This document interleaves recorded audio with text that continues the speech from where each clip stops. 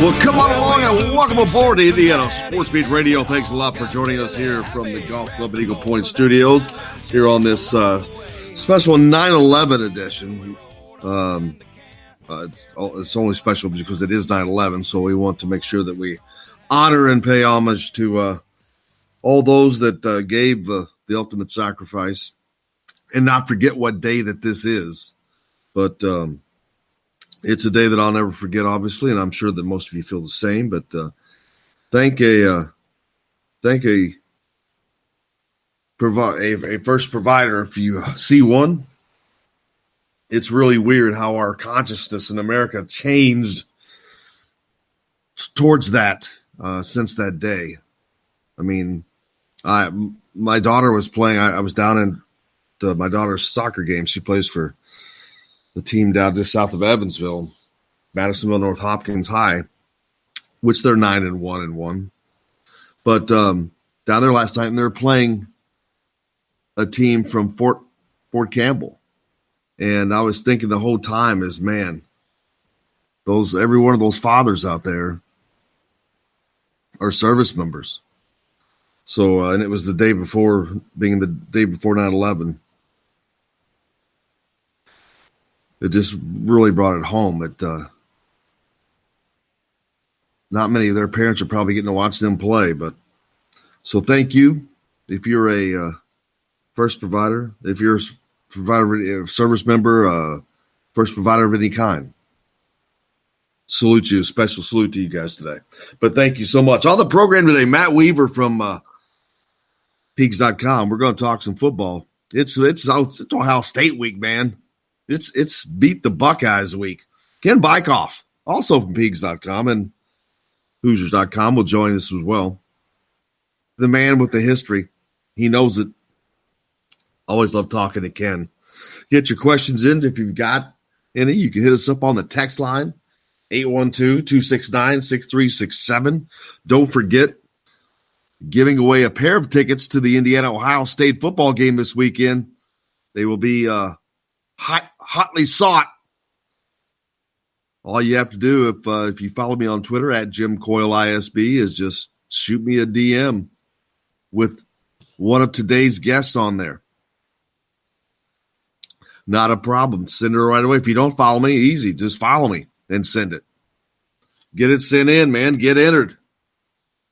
We've got several people that have done so, but it's just a straight giveaway, as Indiana will be taking on the Ohio State University on Saturday at noon. Fox television audience, Gus Johnson on the call. But the only thing better than that is Gus Johnson will be right here Friday on Indiana Sports Beat Radio. So looking forward to that. And then, of course, tomorrow, our Indiana Sports Beat reporter segment is back. Dustin Schutte from Saturday Tradition, of course. But also Taylor Lehman, who's back with Indiana Rivals now, or not back with, but is with Indiana Rivals now, the Hoosier.com. He had left Indiana and went to 11 Warriors, which is an Ohio State football site. So looking forward to his perspective in that. And I don't think I've added a third one just yet, so it's still a surprise. If you got anybody you'd like to hear from, let me know, and I'll get them on. But lots going on this week. It's a big game. It's a huge game. I put a piece out yesterday that, it's a big game. You know, some players like to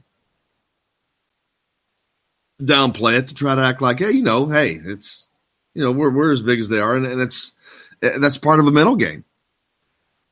But there's no getting around the fact that this is a big game. Donovan Hale said it best. I love that clip. I played of his actually played it yesterday, but I'll play it again today. But he's a fifth-year wide receiver. He's been there, done that, got the T-shirt. But he's acknowledged these are the games you want to play in, man. These are the games that you want to be a part of. These are the games that everybody's watching, as he so-called said eloquently. Let's hear it out of his own words, though. It's kind of what you signed up for. These are games you dreamed of, and when you play in the Big Ten, it's like, these are the games everybody's watching. So these are the games that you want to play in. Exactly. With a Fox TV audience, and if this game's close, everybody will be watching because it's the third week of the football season. Getting some good game in Indiana, Ohio State, I think it's going to be a good game.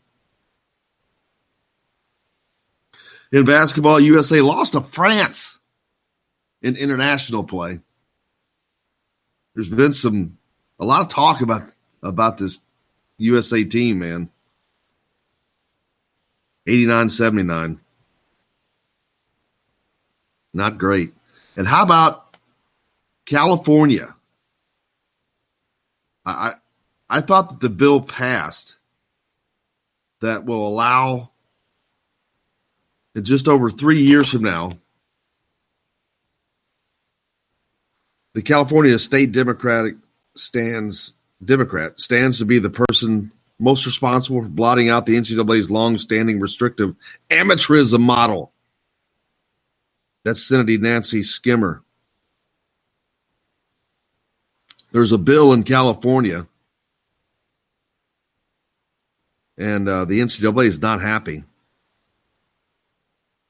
that will allow college student athletes to benefit financially off of their own likeness.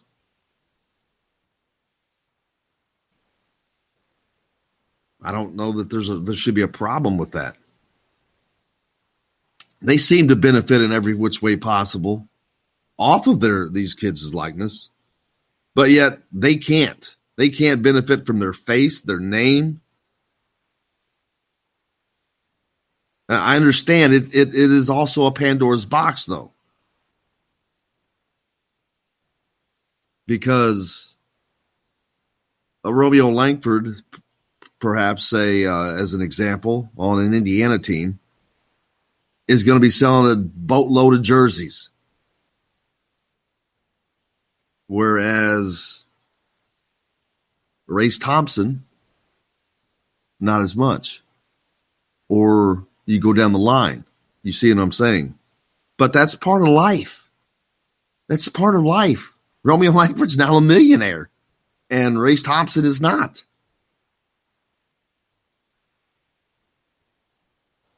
Romeo Langford's now a millionaire, and Jim Coyle's not.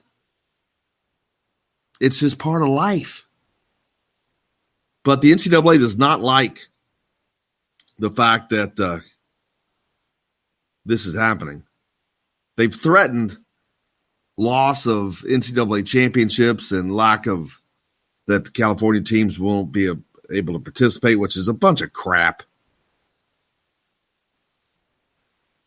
It's just because it's easier. The NCAA is going to have to work, and they don't want to have to work.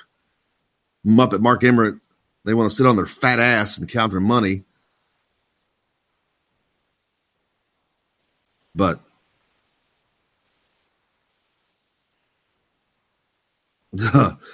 here's a quote. I just want to say, NCAA, don't threaten California. Don't threaten us. That's from a Democratic Senator, Sidney Kimlager Dove. Quote, because we have formidable schools, we have formidable alumni, and we have formidable viewership, and we can leverage those things until 2023 when this bill takes effect. I'm sick of being leveraged by the NCAA on the backs of athletes who have the right to have their own name and image. Bang. How about that? Those words were in response to NCAA President Muppet Mark Emmert, who previously penned a letter of concern to California legislatures. Oh, isn't that nice of him? He wrote a letter of concern. Muppet Mark Emmert. He warned that California institutions could put themselves in danger of ineligibility for NCAA championships. Never mind that the NCAA reluctantly enacting a ban on California-based institutions could trigger serious class action lawsuits. What an idiot. What an idiot. But there you go. There's the story. That's set to take effect. I think it did pass. So,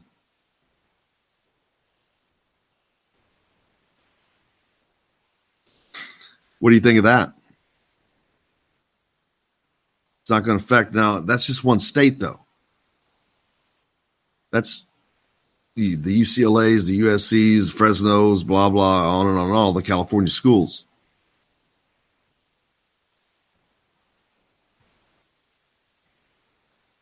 Michigan State landed another top 40 commitment. It's their second in the 2020 class. Chose Memphis State over Kansas and Memphis. Of course, Memphis is full. They couldn't take another player if they had to. He's a 6'8" center from Wasatch Academy. That's the same place that I can't think of the kid's name. I could if I had a second. But there was a kid from Indiana that goes there they were looking at. You know, there's been a lot of talk about Indiana's recruiting. They're back on the trail right now. And I had this conversation yesterday. I think it was Josh was messaging me last night, reminded me that I forgot about Race Thompson because I've talked about the problem with the front line in 2 years, the front court. 2 years from now, who are you going to have? They're all going to be gone. Everybody that you have is going to be gone except Race Thompson. I forgot about Race Thompson. Now then there's Trace Jackson Davis. Okay, so you're looking at having potentially Trace Jackson Davis, if he's still here, and Race Thompson. I don't know. Race Thompson could turn out to be a good player. I don't know. But neither does anybody else. And just because he's here doesn't mean he's going to be a good player. There was talk, they can land Caleb First and Trey Kaufman. Yeah, that's great. They're going to be freshmen. There'll be freshmen in that class. Not too many freshmen do a ton in the Big Ten. It takes a while. But I think they need to land somebody now. Dawson Garcia is one that they're heavy on. We'll see how it works out. I know they're trying to get a point guard. Hey, we got a lot coming up on the program. Matt Weaver from Pigs.com, Ken Bikoff, going to join us as well today. Lots to talk about. It's Buckeye week, man. Ohio State comes calling on Saturday noon on Fox. Gus Johnson will be here on Friday. Don't forget we got the ticket giveaway. We got all kinds of stuff going on here at Indiana Sports Beat Radio. Stay tuned. Lots more coming up from the Golf Club at Eagle Point Studios.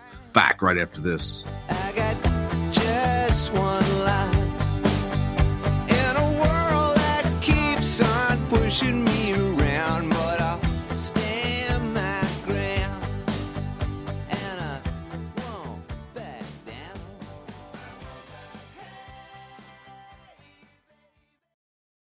Hello, everybody. Jim Coyle from Indiana Sports Beat. When I'm not covering the Hoosiers, you can find me at Bubba's 33 in Clarksville, located on the northeast corner of I-65 at Veterans Parkway.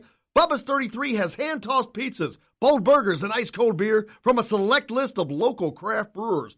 An incredible food selection, all made fresh daily. Whether you're meeting the team for that post-win meal in the family dining area or meeting friends for happy hour to watch the game on one of Bubba's 50 TVs. Bubba's 33 in Clarksville. pizza, burgers, beer. We all want a winning smile for those championship photos, and that's exactly what you will get at Reynolds Family Dentistry in Sellersburg. Reynolds Family Dentistry has been serving the dental needs of Hoosier families for over 30 years. Let Doctors Roger and Jay Reynolds take care of your family. Just off of I-65 at 809 South Indiana Avenue in Sellersburg. Call 812-246-3368. That's Reynolds Family Dentistry, 812-246-3368.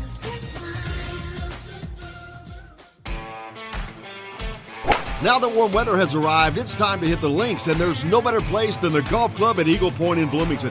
Voted best golf course by the readers of the Bloomington Herald-Times, the golf club at Eagle Point is under new ownership, has new fairways and bunkers, and it's open to the public.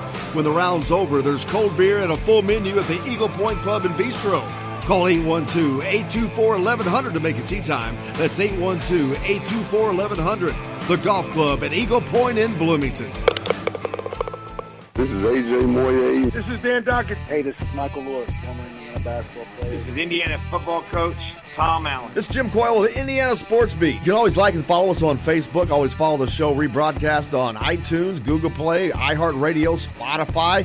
TheDailyHoosier.com is a great place to sign up for each and every day, or, of course, on 97.7 The Ref in Evansville. For the best recycling and waste removal service, turn to the area's leader, Sweetland Waste Removal and Recycling, a homegrown company serving southern Indiana since 1995. Sweetland Waste Removal and Recycling serves Floyd, Clark, Harrison, and Washington counties. For excellent service and peace of mind, call Sweetland Waste Removal and Recycling today at 812-944-5642. That's 812-944-5642. Keep life sweet with Sweetland Waste Removal and Recycling. I'm Rain Shaddy, and I'm a Hoosier. As a toddler, you could always find me running around in a cream and crimson onesie and a red IU hat reminiscent of those worn during the world-famous William Tell timeout, shouting, "Go Hoosiers!" Like many other alum, I chose to make Bloomington my home. As a civic and alumni leader, I have become very knowledgeable about our community and would love to share my insights with you as your realtor. Find me on Facebook or call or text me, Ryan Shaddy, with FC Tucker Bloomington Realtors at 765-623-9093. This is former Hoosier basketball player Nick Zeisloff. Keep up with the Hoosiers on Indiana Sports Beat with Jim Coyle. Today's guest is brought to you by Reynolds Family Dentistry of Sellersburg. You need $1 million smile for those championship photos, and that's exactly what you'll get with Reynolds Family Dentistry.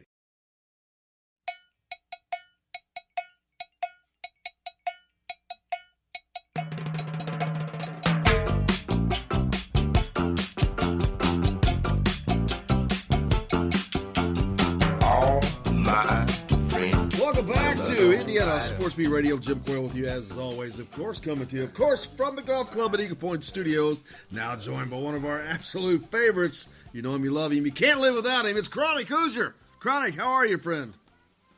Glad to be here, man. Glad to be another week with the victory flag flying over Memorial Stadium. Glad to have the largest margin of victory in Memorial Stadium history in our back pocket coming out of week 2. Perfect way to start as we get ready for the onset of the conference season with the Buckeyes coming in town Saturday. It was one of those opportunities where Indiana went out and did everything that you would have hoped they could have done with an opponent such as Eastern Illinois. You didn't expect it to be a contest, but to go out and just dominate, in virtually every facet of the game from start to finish was about as confidence inspiring as you could hope for.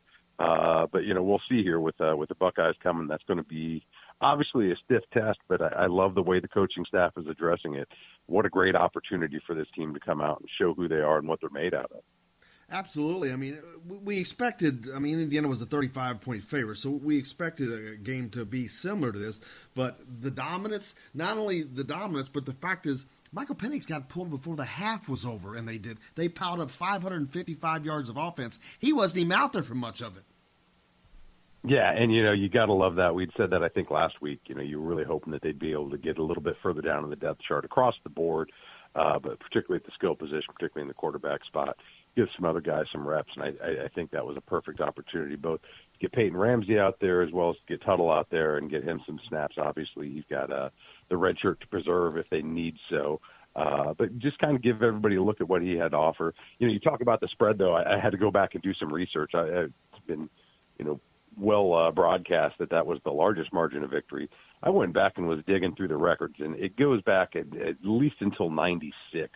But prior to this, Indiana had never, at least up until 96, had never covered a 25-point spread, not to mention a 36.5-point spread. I mean, this was, again, it's one of those games you expect it to be, kind of a walk in the park for Indiana. But all that said, I published the lines whenever they come out, and just the amount of pessimism from so many people that just didn't think there was any shot in hell that Indiana was going to be able to cover that type of a spread. Not only did they cover it, they shut them out, hung 52 on them. It's one thing to blow out an inferior opponent, but to do so in that fashion, and I think to do so and not give up a single point on the scoreboard. Yes, it's what you would expect them to do as far as win in convincing fashion. I don't know that an Indiana team is anywhere close to being able to say, 37 points, doesn't matter who they, a team like this, that shouldn't be a problem. It still speaks volumes to, I guess, how far the program's come, because don't get me wrong, there have been worse teams in Eastern Illinois that have come through Memorial that got out with a whole lot less of a butt whooping than what they did this weekend. So good on the Hoosiers for getting things together, cleaned up a lot of the mistakes we saw in week one. I still remain a little bit wanting from the running game. I've had a lot of conversations in the subsequent game or days since the game, and is it really how much of it is just scheme related? Where obviously they're really pass heavy right now. How much of it is this staff just not wanting to open up the playbook hardly at all in advance of the Buckeyes, keeping as much as they can under wraps before they maybe unleash perhaps more of a balanced offensive attack. At the end of the day, though, if the passing game's working, by all means keep it going. They put points on the board at a pretty high clip. But that's the one thing I would like to see them establish a little bit more here. A great opportunity to do it against Ohio State, just to keep them on their toes, keep them from sagging back into purely pass coverage, and just show everybody what this offensive line and this running back core is capable of. Yeah, I agree with you. I think they want to see a little bit more out of the run game, but not as much as I think people think. I think they've expected to have some bigger plays, I think, develop from some of these runs that just hasn't gone as far. I mean, Stevie Scott, he only ran the ball 12 times, but he averaged 5 yards a carry. That's not bad against Ohio State. You hope that's a lot more than that against Eastern Illinois, obviously. But they got out of him what they wanted to. But I think part of it, too, is this scheme does lessen, I don't want to say lessen the running attack, but they incorporate the running back so much into the passing game. You saw that little flare pass by Peyton Ramsey that ends up going for 64 yards and a touchdown. So I think that they're kind of creating yards in different ways, but we definitely would like to – you think they'd like to see a little bit better output there. But it's kind of a give and take, I think. Yeah, absolutely. You know what? Like I said, if it's not broke, don't fix it. When the passing game's clicking as well as it has been so far, by all means, keep it going, keep moving the chains, keep putting points on the board. I think that's all you could hope for. You do get the sense, though, that as the competition stiffens a little bit, they're going to probably need to find a little bit more balance in the attack. But as you mentioned, integrating the running backs into the passing game, I just think it's providing a really, really unique dynamic to this offense right now. It makes them pretty tough to play against. And it's, like I said, so long as the results continue to yield points and first downs, kind of hard to complain after a performance like we've seen here. Yeah, you saw Eastern Illinois, and again, we know it's Eastern Illinois, but man, they're a Division I football team. They rushed the ball 31 times and got 52 yards out of that. That's 1.7 yards per carry. That's not bad. I mean, I know this is not Ohio State, but I think you got to take some positives from that. Absolutely, and that was probably the biggest disappointment coming out of week one was the defense's inability to get the ball carriers down, to get some stops, and they certainly cleaned up a lot of that rather effectively in week two, which is everything you could hope to see. Now, again, how that translates to a high-level opponent like Ohio State, who's absolutely rolling right now. They themselves coming off of a shutout against Cincinnati here this last Saturday. And then you throw in the added personal factor of Kevin Wilson still calling plays for the Bucks, and it'll be a true test for this defense to try to contain the Ohio State offense and at least give the offense a chance to get back on the field and see what Michael Penix can do, probably in a four-quarter type scenario, unlike the short afternoon he had last Saturday. Absolutely, and obviously Michael Penix got pulled early in this contest, so he didn't get to work on his game as much as we'd like to have seen. Maybe it's as early as it is in the season, but of course, health is number one. We see it all too many times. I think Ohio State's quarterback got dinged up a little bit in their game. He took some shots. I'll tell you who I'm most concerned about is Logan Justice. After all the work his leg got with those PATs last week, hopefully they've had him on ice here this week. And he's ready to continue a stellar campaign so far. But that's the one fatigue issue. But all kidding aside, I think that is another notable element right now as Indiana comes into this game mostly healthy, which is, we talked about it last week. That's been one of those things where not only do you want to see the wins, as the schedule sets up here with some of these non-conference opponents, but more than anything else, just keeping everybody available and healthy so that you're truly going to be able to give Ohio State your best shot and, see where the chips fall here as they got one more non-conference opponent afterwards in UConn, which shouldn't be too tough. But, more than anything, having that maximum availability as you head into the heart of the Big Ten season, I think it's going to be crucial for Indiana as far as their ability to get bowl eligible and possibly make some noise here and just see exactly what this team can do at the end of the year, both as far as bowl eligibility, but as far as seeing, too, if they can get us to a place where a lot of fans want to be. We've talked about it for some time, but I would, if short of the Rose Bowl, I would certainly love to see these guys have a chance to play in Nashville this year. That's my pick, man. I've been telling Chronic, I've been saying that, spouting it. I hope that they're listening to us. Why would you not put Indiana in the Music City Bowl in Nashville? Huge draw. It's natural. It's right there. Instead of sending them across the country to Arizona or Northern California, let them go where their fans will follow. I think it would be huge. I'd like to see them play Kentucky, if you want to know the truth about it.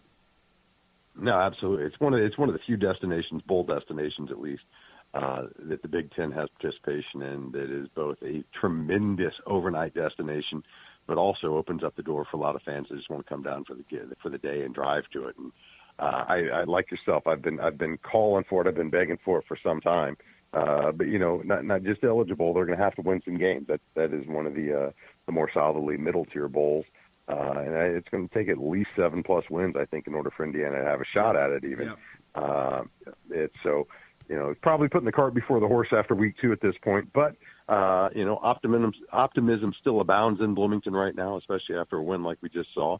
And we'll see how quickly it's tempered by Ohio State. But, again, it's the opportunity. This is a tremendous opportunity for this football team to come out on national TV and just really show everyone, both nationally as well as regionally here in our conference, what this team's capable of, what their potential is, and just how well they've developed under Tom Allen here.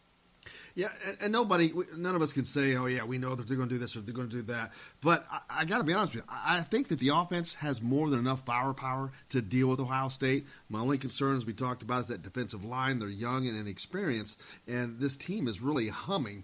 But if they can overcome – but we don't know how good they really are because of the competition that they played. So they may be a lot better than we think. These numbers that we're looking at, holding them to 52 yards rushing, that could be real. What if that's the case? Then we could be in for a very exciting game on Sunday or Saturday.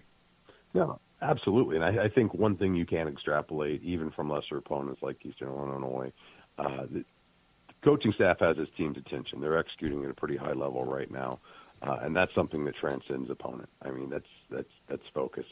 It's not easy to get a defense to pitch a shutout against any Division I team. It's just not. So.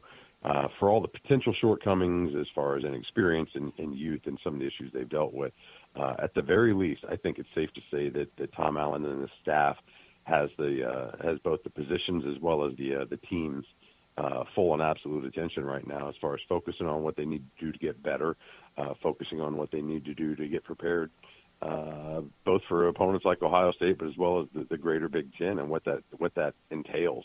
Because as we've talked about ad nauseum, there is no tougher conference or division, I should say, in college football than the Big Ten East. And for a team that has been so consistently on the cusp of having one of those breakthrough games and being able to achieve an upset, at the very least, you cannot beat yourself in these types of games. You cannot, cause unforced turnovers, penalties, things that just absolutely shoot you in the foot and really, create the ability to snatch defeat from the jaws of victory here for them. And we've seen that time and time again. and just to be able to clean up some of those mental mistakes, just to be able to see a team come out and just really do everything that the coaching staff's asking of them. It gives me a lot of confidence heading into it. I don't know that I necessarily would be putting a wager on the upset, but I certainly expect it to be competitive. And I certainly expect, an Indiana team at the very least to come out and just absolutely give Ohio State everything and then some. Because, this is one of those games, love it or hate it. Let's be honest, though, there's not a lot of opponents, at least in the Big Ten East, that look at the Indiana matchup and necessarily prepare for it like it's, Ohio State versus Michigan, if you will, Michigan versus Michigan State. Indiana always has that surprise factor. And as we were talking about just before we started rolling, you got the Gus factor in effect this weekend, so you got to love that. Absolutely, and Gus Johnson will be on the program with us Friday, so looking forward to that, looking forward to his call of the game, because every time he's involved in something, Chronic, something weird can happen, man. He's like the greatest upset caller of games that I know of right now. It's the law of Gus. You put Indiana on national television, put Gus Johnson behind the microphone. Who knows what can happen? One thing I will say with absolute certainty as well is if anything crazy is going to happen, it's going to take a full house of some Indiana fans. This is always, historically the photo day at Memorial Stadium. It's one of the few opportunities you can see a completely packed house with every single person dressed in red. I get it. I understand the realities of having a market. All of that aside, though, it would be really nice if some Indiana fans decided to come down and buy up some of those single game day tickets, decided not to put their season ticket up on the resale market, knowing that it's going to get top dollar right now. Come out, support these guys, stay the entire game. You got to be heartened by the student turnout last weekend. Obviously, it was probably one of the most beautiful days you could ever draw up in Bloomington for a football game. Temps in the low 70s, just absolutely idyllic. But you got to love it. You absolutely have to love to see the student body in full support of these guys. I've said this time and time again over the years. You'd be hard-pressed to find a successful football program anywhere in the country that doesn't have a great student turnout. I think it's absolutely integral in creating the environment that gives teams home field advantages, that gives even the alumni and the fans incentive to come out. People love the energy of of big sporting events such as this. And props to the students for turning out in numbers and for staying out in numbers for the most part. Obviously, it was didn't win the most compelling fourth quarter to stay and watch, but I thought the student section did a tremendous job, and I look forward to seeing them even stronger, even louder here this weekend. Yeah, Tom Allen gave him a shout-out, deservingly so. Yeah, I mean, that was great to see that was a lot of sections they filled up. A little bit of irony this week, Chronic. Samson James was so close to playing against Indiana in this game, but he'll be playing against Ohio State, flipping his commitment the day after last year's game and in Columbus. So a little bit of irony there, and he's definitely been seeing the field and somebody we're going to be seeing a lot of. I'm still looking after all the accolades. I heard firsthand from a couple of sources in the preseason that he was really one that was impressing in practice. And, if ever there's a time for him to come out and have a breakout game against the team he was formerly committed to, probably couldn't draw up a better script for this type of matchup. So looking forward to seeing what he has Saturday as well on his career. I think one of those guys that we've just got a glimpse of. I mean, just slightly scratched the surface of what he's capable of. By all accounts, he has the potential to be a really, really special back. And, along those lines, too, it's about time for Stevie Scott to uncork one and really have himself a day. And you got to wonder, if Ohio State's just thinking pass on defense, if it's not going to give Stevie and the entire running back core some alleys where maybe they can go break off some bigger yards or some runs for some bigger yardage this week. But so far, that's one of the things the offense has kind of been missing a little bit. The passing game certainly has brought the element of explosiveness. But looking forward, you got to figure that this running back core is due to have a couple of real big gainers here. Absolutely. Speaking of tickets earlier, we were giving away a pair of tickets this Friday, man. So two lucky IU fans can win those. All they have to do is, if they're following me on Twitter, just send me a DM telling us who today's guest is. Today's guest, Chronic Hoosier. If you put him on there, boom, you're entered in the contest. That's it. If you don't follow me, just follow me and just do what I just said. That's it. But these are pretty good tickets, Chronic. Freebies, baby. Freebies. Gotta love it. Ain't nothing better than a free day at the ballpark. Absolutely. Chronic Hoosier, I cannot thank you enough, man. I hope you have a great week. See you out tailgating this weekend, hopefully, for the Buckeyes, and hopefully Indiana gets a big win. Beat the Bucks, man. We'll catch you next week. Absolutely. Chronic Hoosier joining us here on Indiana Sports Beat. Back with more from the Golf Club at Eagle Point Studios right after this.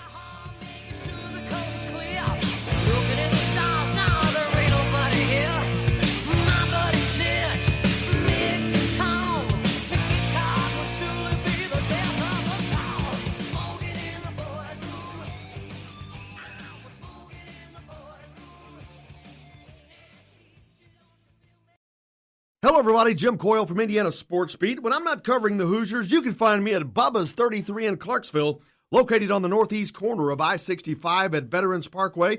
Bubba's 33 has hand-tossed pizzas, bold burgers, and ice-cold beer from a select list of local craft brewers. An incredible food selection, all made fresh daily. Whether you're meeting the team for that post-win meal in the family dining area or meeting friends for happy hour to watch the game on one of Bubba's 50 TVs. Bubba's 33 in Clarksville. Pizza, burgers, beer. We all want a winning smile for those championship photos, and that's exactly what you will get at Reynolds Family Dentistry in Sellersburg. Reynolds Family Dentistry has been serving the dental needs of Hoosier families for over 30 years. Let Doctors Roger and Jay Reynolds take care of your family. Just off of I-65 at 809 South Indiana Avenue in Sellersburg. Call 812-246-3368. That's Reynolds Family Dentistry, 812-246-3368.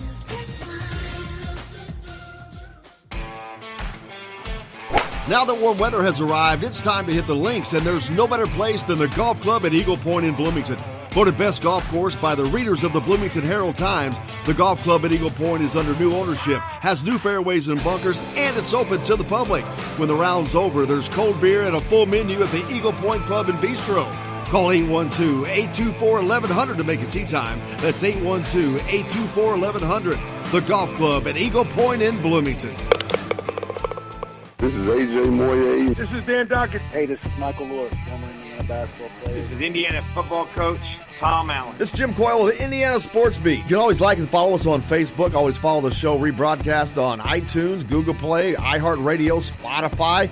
TheDailyHoosier.com is a great place to sign up for each and every day. Or, of course, on 97.7 The Ref in Evansville. For the best recycling and waste removal service, turn to the area's leader, Sweetland Waste Removal and Recycling, a homegrown company serving southern Indiana since 1995. Sweetland Waste Removal and Recycling serves Floyd, Clark, Harrison, and Washington counties. For excellent service and peace of mind, call Sweetland Waste Removal and Recycling today at 812-944-5642. That's 812-944-5642. Keep life sweet with Sweetland Waste Removal and Recycling. I'm Rain Shaddy, and I'm a Hoosier. As a toddler, you could always find me running around in a cream and crimson onesie and a red IU hat reminiscent of those worn during the world-famous William Tell timeout, shouting, "Go Hoosiers!" Like many other alum, I chose to make Bloomington my home. As a civic and alumni leader, I have become very knowledgeable about our community and would love to share my insights with you as your realtor. Find me on Facebook or call or text me, Ryan Shaddy, with FC Tucker Bloomington Realtors at 765-623-9093. This is James Blackman Jr., former Indiana Hoosier. Make sure you're keeping up with the Hoosiers on Indiana Sports Beat.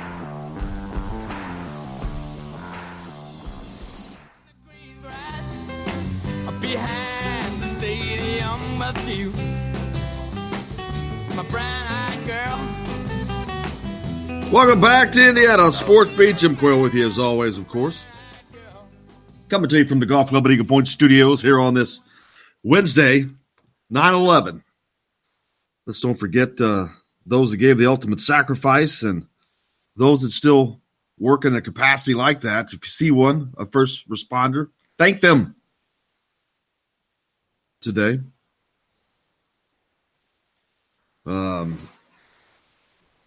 I'm drawing a blank on the strength coach. I use strength coach for basketball. Coach, what's that? Yeah, Coach Cliff Marshall. He put out a post yesterday that I saw. I was driving back that over 3,000 people were spending their last night with their families on this date, which this was yesterday, of course, but on this date, just imagine that. I'm like, yeah, that's very something humbling to think about. But if you see a first responder today, make sure you thank them. I mean, you should always thank them, but especially today. In international basketball play, USA lost to France, man. They're in trouble. There's been so much talk about that team. Part of it is the world's caught up to America in some ways in basketball. And I don't know that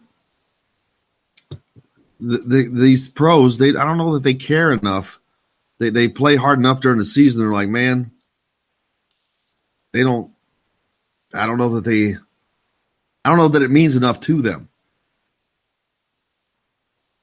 But we'll see. Trey Kaufman making an official visit this weekend to the IU campus. 6'7" wing from Southern Indiana, Silver Creek High School.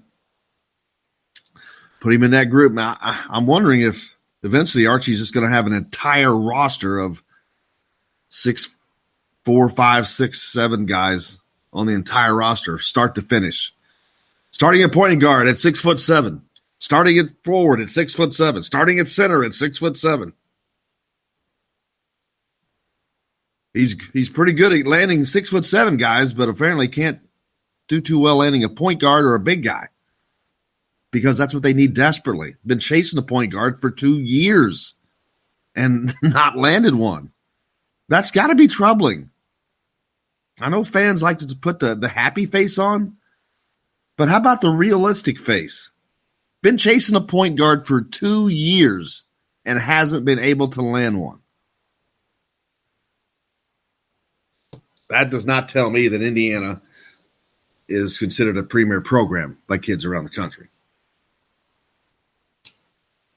I mean, I know everybody's all jacked up about having the Indiana kids on the roster and all, and that is great. You do want that, but they better get some bigs in there, because I've been saying this over and over. You got Race Thompson that will be here in 2 years. He's the only one that's probably guaranteed to be here. Deron Davis gone, Justin Smith gone, Joey Brunk gone, Trace Jackson Davis maybe, depends. If he plays well the next 2 years, he may be playing for somebody in the NBA. Then what are you going to do? Run some freshmen out there? Who? They better be damn good. So it is an issue. Hopefully it works out. Caleb Love is coming to visit this weekend, a point guard from St. Louis. They'll probably have we'll see what they end up getting lined up for Hoosier Hysteria. That's usually a great showcase event, as it should be. That's some time away yet. But it's a serious issue that people have to think about. But, man, right now it's about Ohio State, the Buckeyes. I had an article out yesterday that it's a big game, and the comments crack me up. Fans crack me up. I was reading through some of the posts on just regular social media posts, and one guy there was a power rankings that was out, and Indiana was second to last. Well, first of all, that's crap. If you know anything about football and if you watch this team, that's crap. Secondly, I don't even know who the guy was that put the power ranking out. I read his name. I'm like, who the hell is that? So this dude is complaining about, I'm sick and tired of seeing Indiana at the bottom of the power rankings, blah, blah, blah, blah, blah, blah. I'm like, wait a minute. So we're 2 games into the season. They're 2-0. They just set the scoring margin of victory record in Memorial Stadium. They've got back-to-back best recruiting classes in the history of the program. There's a great buzz, and you want to bitch and moan because some jackass that nobody's ever heard of put out a power ranking and you don't like. Fans are funny. How about this? How about you let them play the games that are on their schedule, then after the determination of those games, then you make a determination. I don't care what somebody says right now. Some guy I've never heard of puts out a power ranking. I don't care. What the hell do they know? Nothing. They They had Northwestern like 5 spots ahead. Northwestern's gotten beaten already. Northwestern's not looking that good. It's a joke. But it's even more of a joke for people to get all worked up about something that means nothing. Indiana's going to be fine. Now, are they going to win this game? I can't say that. It would be awesome. It would be program changing in the words of Tom Allen. But can they? Yeah, I think that they can. I absolutely think they can. They have an offense that is going to be as formidable as anybody's. Is their defense strong enough? I don't know.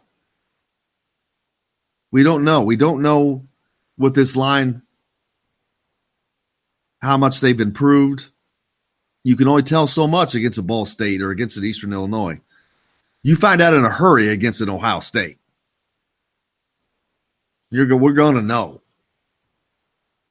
So there's no sense in prognosticating.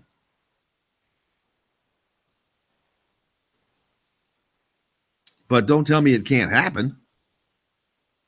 It surely can happen. Did you think that Michigan was going to, Army was going to take Michigan to 2 overtimes? No. Did you think Georgia Southern was going to beat Tennessee at Tennessee? No. Louisiana Monroe didn't get the job done, but did anybody think Louisiana Monroe was going to go into Florida State and win that game? No. It happens. Now, Ohio State is not any of those teams. I get that. But neither is Indiana. History's not on their side. But it's a different year.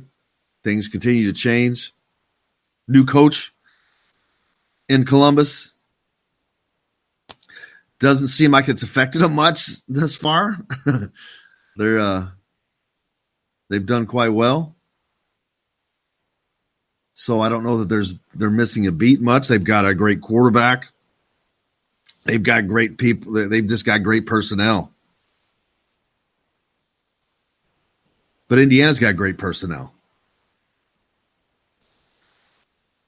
There's a lot of mental to it. A lot of mental, believing you can win. But this depth thing, this is for real. Look at the last 2 seasons. Indiana has fought tooth and nail with them throughout 3 quarters, and then they just get worn down. And in the 4th quarter, they're fresh because they've been running guys in that are at the same level. And Indiana can't do that. And Indiana still can't do that in some places, some positions. They're not deep at offensive line. They're deep at defensive line, but they're very inexperienced. So it's a trade-off. Now, there's areas where Indiana is good or better. Secondary, wide receiver, running back.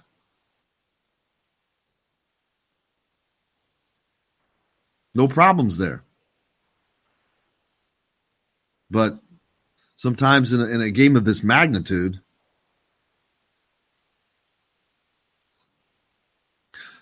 but you never know, man. Turnovers, there's all kinds of things that will come into play.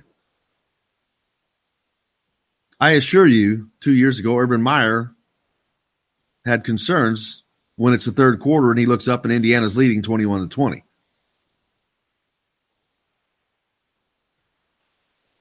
Same thing last year. Ohio State explodes late.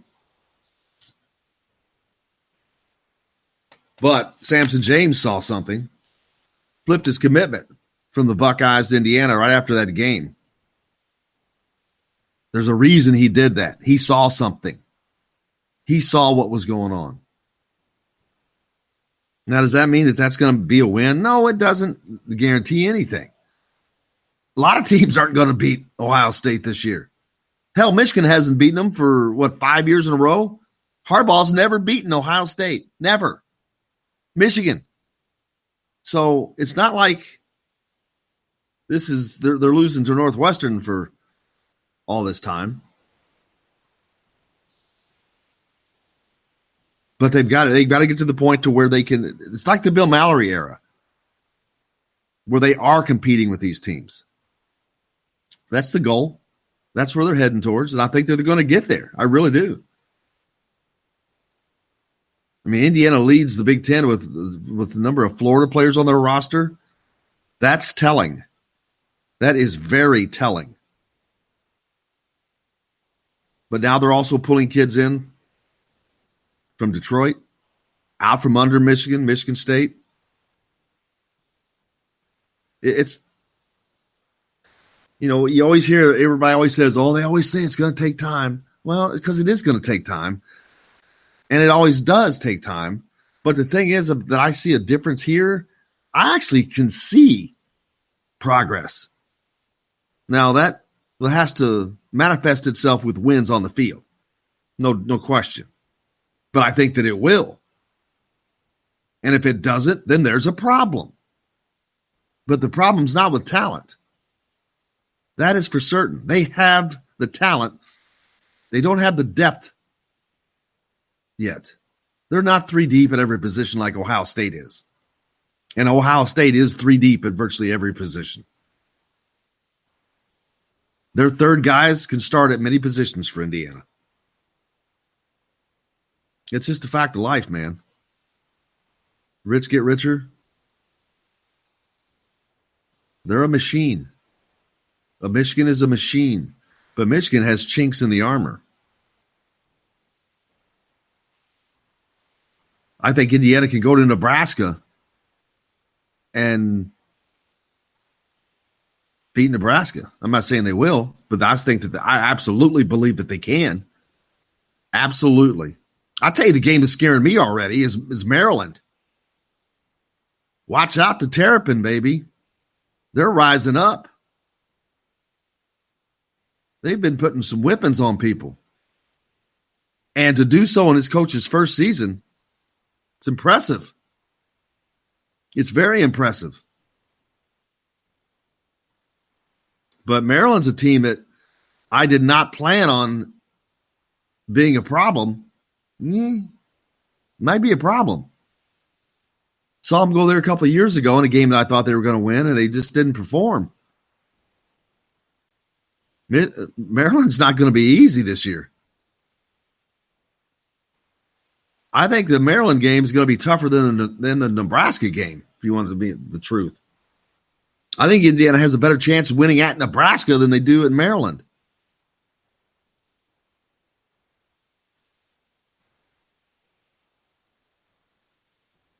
But we get the opportunity to see that happen.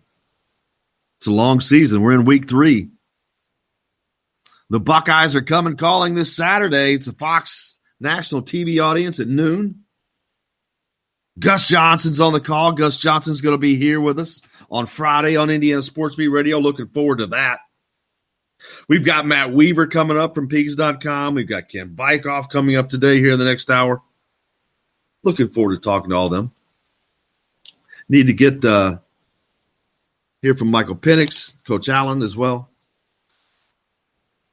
So we got a lot to get to. We're coming to you, of course, from the Golf Club at Eagle Point Studios. Back with more Indiana Sports Beat Radio right after this. This coat and tie is choking me, and in your high society you cry all day.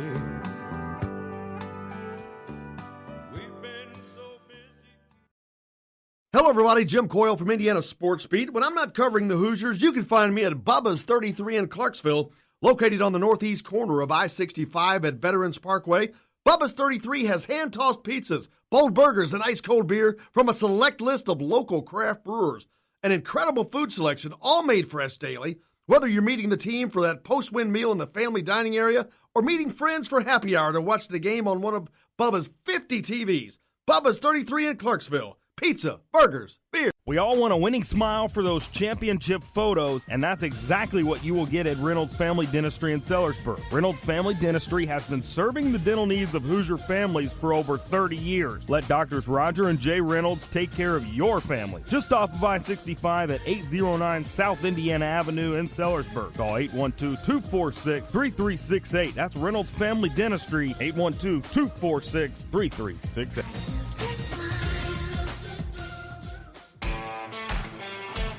Now that warm weather has arrived, it's time to hit the links, and there's no better place than the golf club at Eagle Point in Bloomington.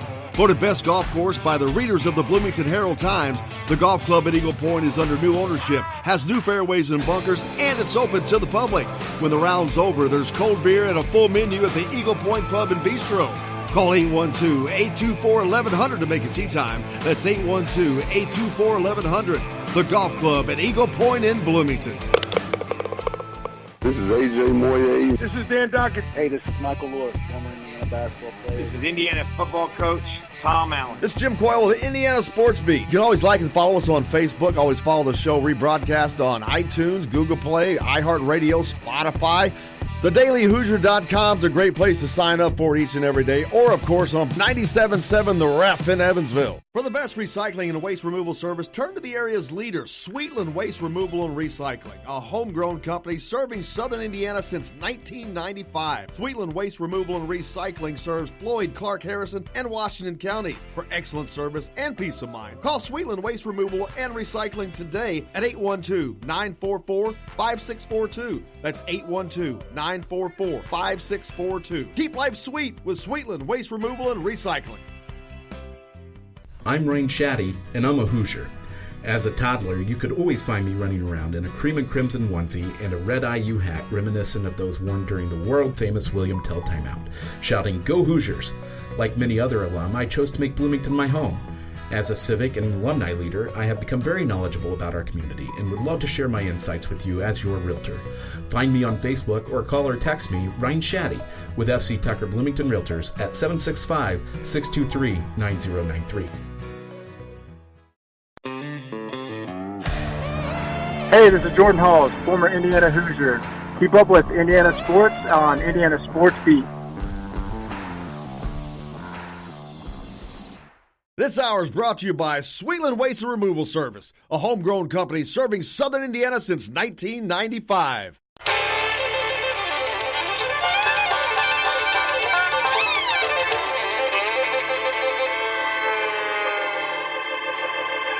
Well, we're coming to your city. Gonna play our guitars and sing you a country song. We'll all be flying higher than a jet airliner. And if you want a little bang in your yin yang, come along. Well, come on along and welcome aboard to Indiana Sports Beat Radio. Jim Coyle with you here as always. Jake's at the wheel, keeping us on the track. Of course, coming to you from the Golf Club at Eagle Point Studios here on this special day, 9/11, of course. Make sure if you see a first responder, you thank them in honor of the service they do. With my daughter at a soccer game last night, she plays for Madisonville North Hopkins, south of Evansville, and they were playing a team from Fort Campbell, and it just really hit me how, all those kids out there, their fathers or mothers are probably away in the service. Just keep that in mind as these people serve our great nation. But thanks a lot. Welcome aboard here. Appreciate you joining us on the program today. Matt Weaver from Peaks.com joins us here on his regular spot on Wednesday. It's Ohio State week, man. It's a big game. Ken Bikoff is going to be by as well. He's Mr. History. He knows it all. We'll talk to him about some questions. Trey Kaufman on an official visit this weekend for Indiana basketball, a 6'7" wing from Southern Indiana, Silver Creek High School. He's a lock to me. He's a lock to Indiana, I think, unless he blows up and Louisville starts recruiting him hard because Silver Creek is right by Louisville. But I think he's a lock. But here's the thing, man. How many of these 6'7" wings is this roster going to have? This roster is out of balance. I know everybody's in love with Archie's recruiting because he's landing some Indiana kids and just got Jordan Geronimo But the truth of the matter is, you got some Indiana kids that I think Indiana was their best offer for both of them because Indiana's a better offer than Stanford, and I know that Indiana was Trey Galloway's best offer. Then you got a kid in Jordan Geronimo who he thought he was going to play Division III ball, man. Indiana comes calling, it blew his mind. He committed. Bam, done. Other than that, the point guard that Archie's been chasing for the last 2 years, not secured. Hasn't gotten one. And what about a big man? Their roster is in a little bit of problem 2 years from now if you don't land a big guy in this class. Then you're going to be bringing in all freshmen, and you're going to have Race Thompson, who's just simply an unproven commodity, and you might or might not have Trace Jackson Davis, who could go to the NBA. So it's not as rainbows and unicorns as a lot of people would like to think. But got some time to get that worked out. We'll see. Caleb Love coming on a visit this weekend for Ohio State as well for basketball. An official visit. He is a point guard out of St. Louis. We'll see how that works out. I'm sure they'll have plenty lined up for Hoosier Hysteria in October. But, man, it's Buckeye week. It is time to play big boy football. Simon Stepanak, one of the anchors of the offensive line, met with the media the other day. Dog mentality, and they're not going into like these big games where like maybe like in the past it's like, oh, it's the big boys, so we gotta. If you're a little nervous, you're playing on edge, you're not playing it loose, you know. And I think this team's really just, hey, we're going to go out there and fly around and not hold anything back. Two more each. Simon, the spread between Ohio State and Indiana is the closest that it's been in several years. But is that something you've been here for a while? Do you feel something different about this team as far as getting over the hump, taking or beating a team like Ohio State? I mean, every year our goal is to beat everyone in the league, you know, everyone in the conference. I didn't even know what the spread is for this game. I mean, we go in every game. We're not going to buy into Vegas and be like, oh, these guys think we're going to win by this much or whatever. So, but yeah, just going into this game, it's the biggest game of the year because it's the next game. So. It's the next game. Yeah, it's a little bit more than that. It's the first Big Ten game, so that makes it even bigger. It's against Ohio State. That makes it bigger. It's against a top 6 team. That makes it bigger. And it's against a team you haven't beaten since 98 or 88. That makes it bigger. But they're trying to downplay it for their own mental approach. I get it. It makes sense. You've got to approach them like they're the same. They're on the same level. And for the most part, they are. They've just been able to do things to Indiana over the years in a consistent basis. They've been at a level Indiana's trying to get to. Let's hope that the results are good. Looking forward to talking to Ken Bikoff about it. Also, Gus Johnson is on the call for Fox Sports on Saturday, a noon kickoff. He's going to be here on Indiana Sports Beat on Friday. And don't forget, we're giving away a pair of tickets to this game. These tickets are, I don't know if it's been announced as a sellout yet. If not, it soon will be. It's sold out every year. But I think it's going to go quicker this year. Ohio State fans are going to swap up all those tickets they can. But we're going to give a pair away, courtesy of Jeremy Temple Law Office of Bloomington. Jeremy Temple is down on West Kirkwood, right on the square, 101 West Kirkwood Avenue. A couple doors down from the cigar shop there on the corner. He can take care of all your legal needs, Jeremy Temple. But all you have to do is, if you follow me on Twitter, send me a DM. Tell me one of the guests that's on today's show. And if you don't follow me. And send me a DM of a guest name that's on today's show. That's it. And you go into the drawing.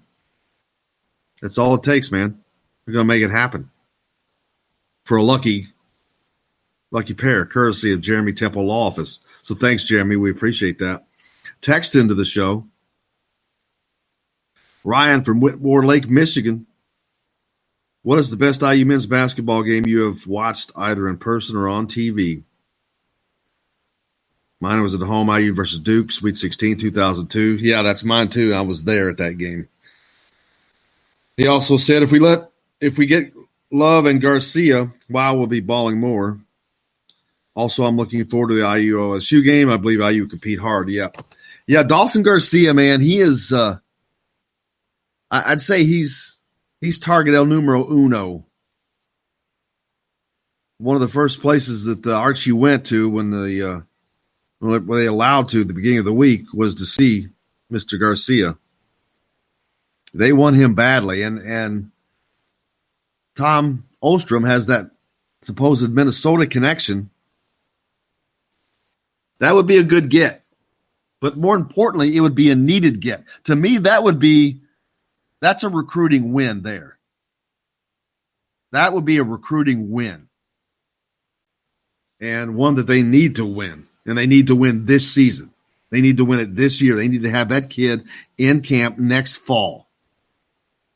You need to have a guy like that. So he's getting tutelage. The tutelage of the guys in front of him, the veterans in front of him, the Joey Brunks, the Deron Davises.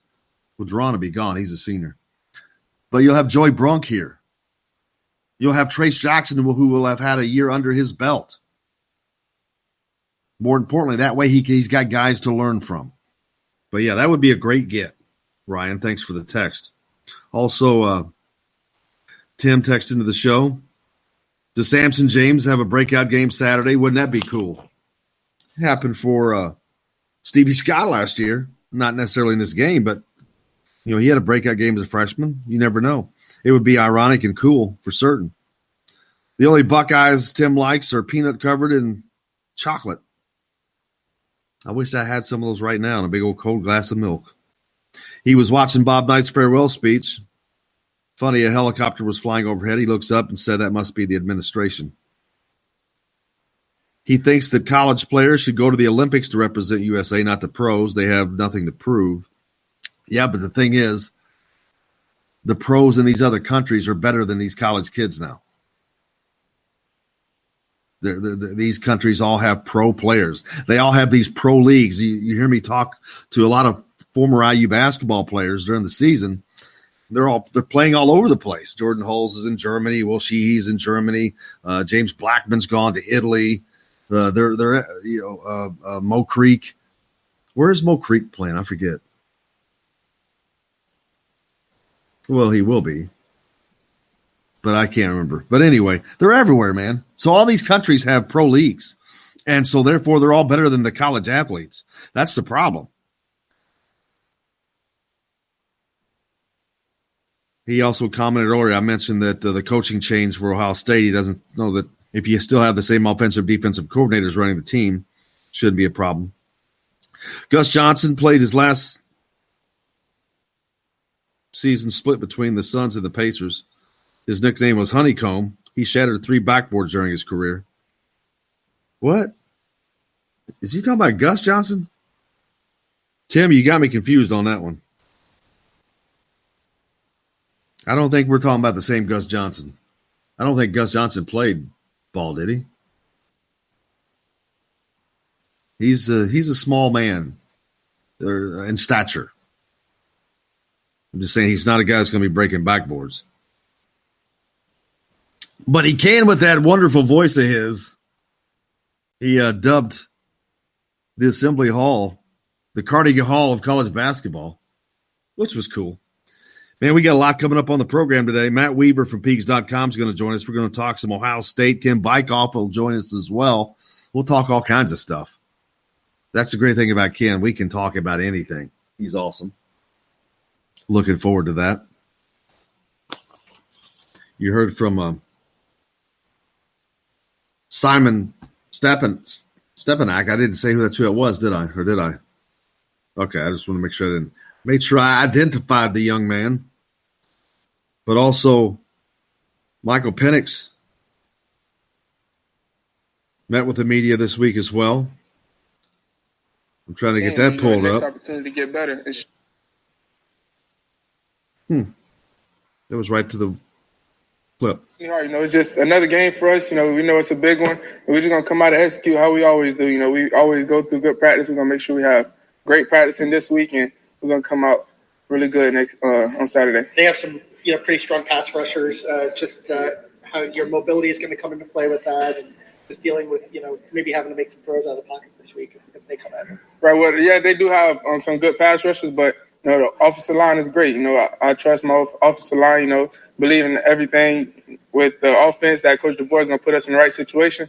So I feel like that's not something that we're worried about right now. We're just worried about executing what we need to execute on the offensive side of the ball. Man, he is just giving the right answers every time. And if you notice, he always deflects it to his teammates, always thanking and giving credit to his teammates. He does it a lot. I've seen him do it a lot in a lot of different questions. He never fails to praise his teammates. He never fails to put the spotlight on them.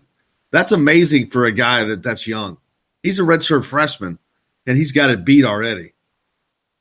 He's going to be a quote machine. Hey, man, we got a lot coming up on the program. Matt Weaver is going to join us next here at the Golf Club at Eagle Point Studios. Ken Bikoff's on with us as well. Stay tuned. Lots more coming up. Back right after this.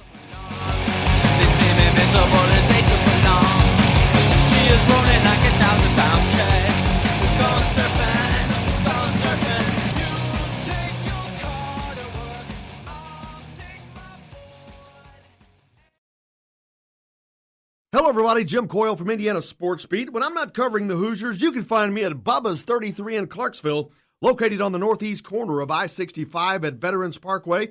Bubba's 33 has hand-tossed pizzas, bold burgers, and ice-cold beer from a select list of local craft brewers. An incredible food selection, all made fresh daily. Whether you're meeting the team for that post-win meal in the family dining area or meeting friends for happy hour to watch the game on one of Bubba's 50 TVs. Bubba's 33 in Clarksville. Pizza, burgers, beer. We all want a winning smile for those championship photos, and that's exactly what you will get at Reynolds Family Dentistry in Sellersburg. Reynolds Family Dentistry has been serving the dental needs of Hoosier families for over 30 years. Let Doctors Roger and Jay Reynolds take care of your family. Just off of I-65 at 809 South Indiana Avenue in Sellersburg. Call 812-246-3368. That's Reynolds Family Dentistry, 812-246-3368.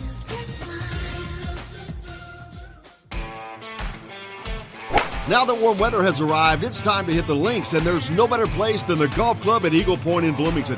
Voted best golf course by the readers of the Bloomington Herald-Times, the Golf Club at Eagle Point is under new ownership, has new fairways and bunkers, and it's open to the public. When the round's over, there's cold beer and a full menu at the Eagle Point Pub and Bistro.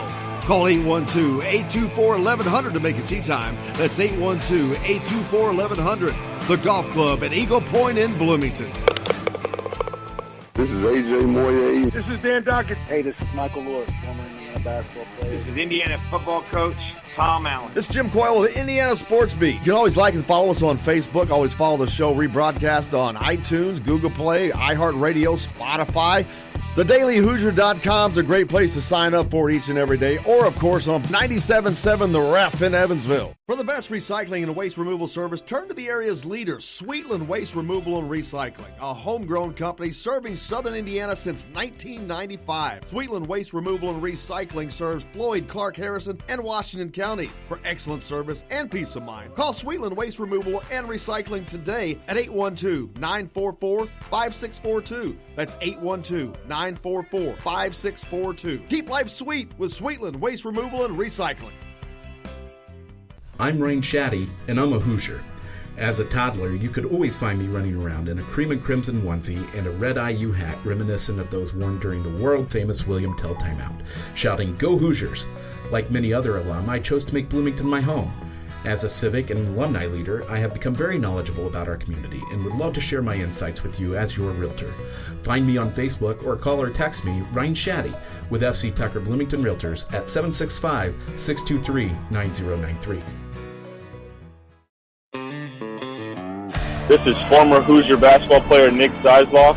Keep up with the Hoosiers on Indiana Sports Beat with Jim Coyle. Today's guest is brought to you by Reynolds Family Dentistry of Sellersburg. You need $1 million smile for those championship photos, and that's exactly what you'll get with Reynolds Family Dentistry.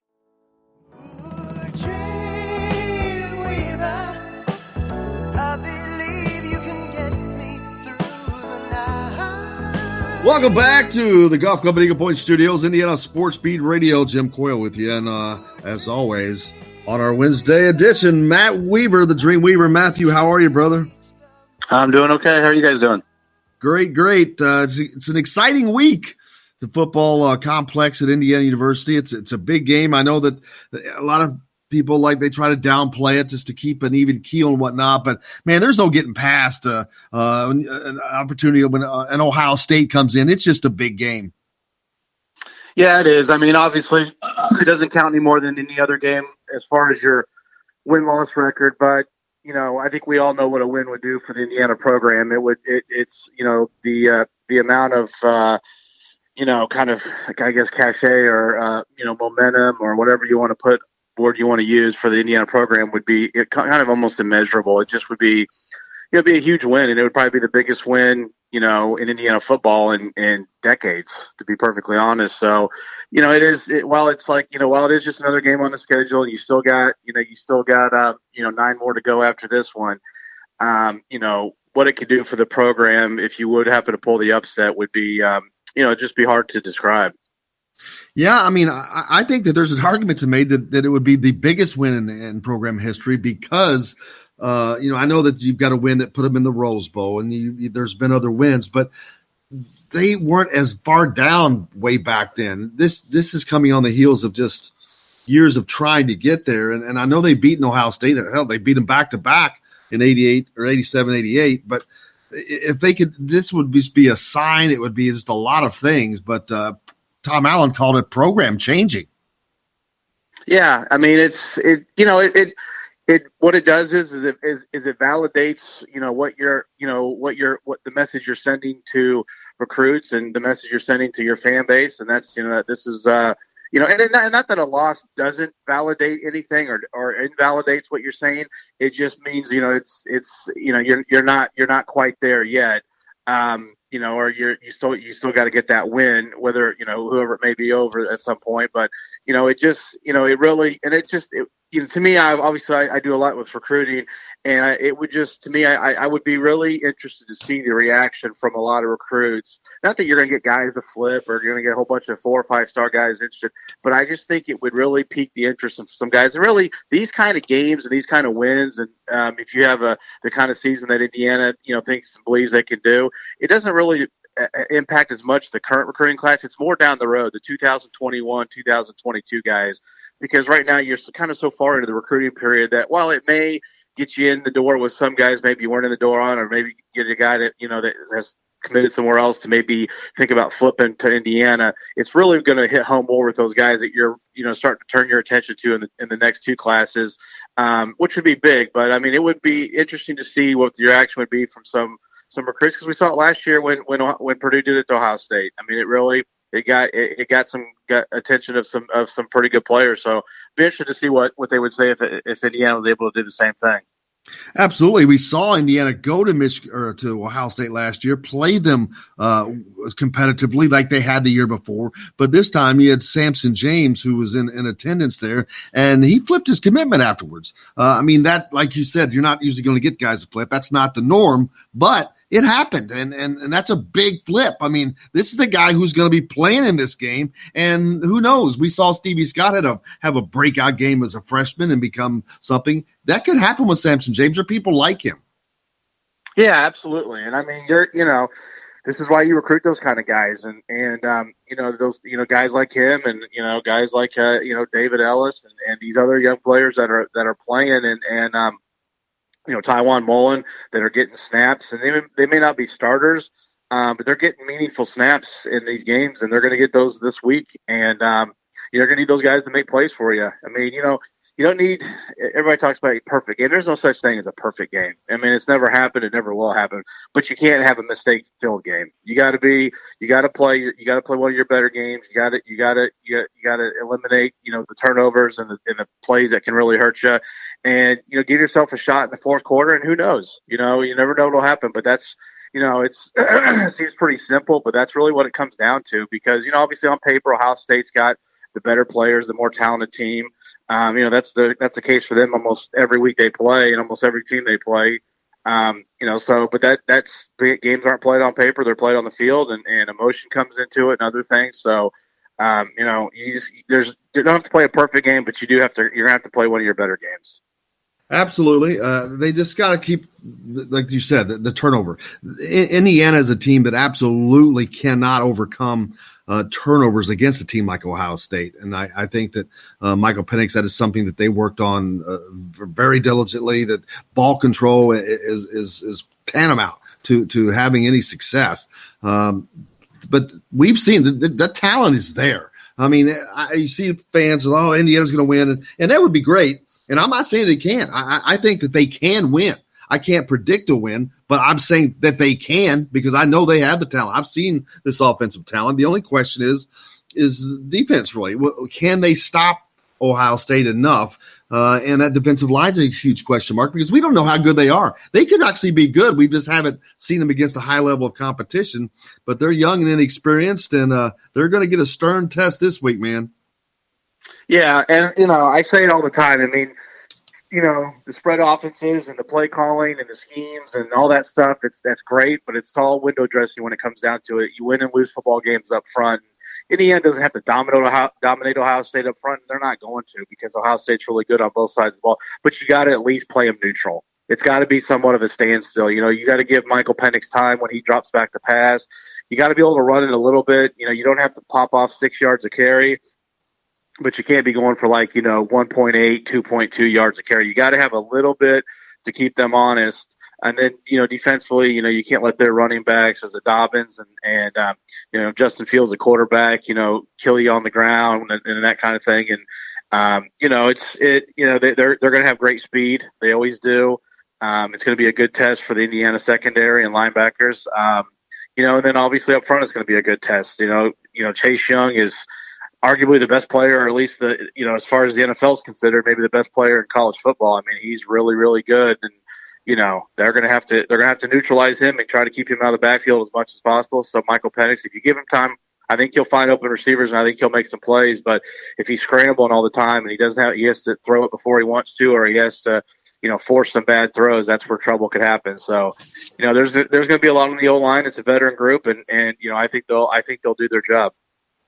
Yeah, there's been a lot of talk because Ohio State's been in a coaching change, but with Ryan Day, the Ryan Day era begins now. But I don't know how much change it really is going to be. I think he was heavily involved last year. He coached those 3 games when Urban Meyer was out, and I think Urban Meyer may have decided then he's probably that was going to be it for him. So they were grooming him. I don't know that it's going to be a big change for them in that regard because they've looked pretty daggone good so far. They're up to speed. Also, they're strong at quarterback. They get the transfer in from Georgia, and they're not missing a beat there, man. No, they're not. And, to me, I would, the biggest change is offensively. There's probably really no change. It's pretty much, it's the same staff they pretty much had last year. I don't think there's really been much of a change there. The change for Ohio State has been more on. I'm not sure how many defensive guys, but they're to get a new D coordinator. They kind of, their defensive staff's kind of been overhauled, and I think they've only got maybe 1 or 2 coaches back on that side of the ball. But obviously, they shut out Cincinnati, gave up some points in week 1, but I don't know if those were garbage time points. I wasn't able to watch the game, but against FAU, but it's a typical Ohio State team. They've got speed, they've got playmakers. On defense, they got guys that can get in the backfield, get after the quarterback. It's who they are.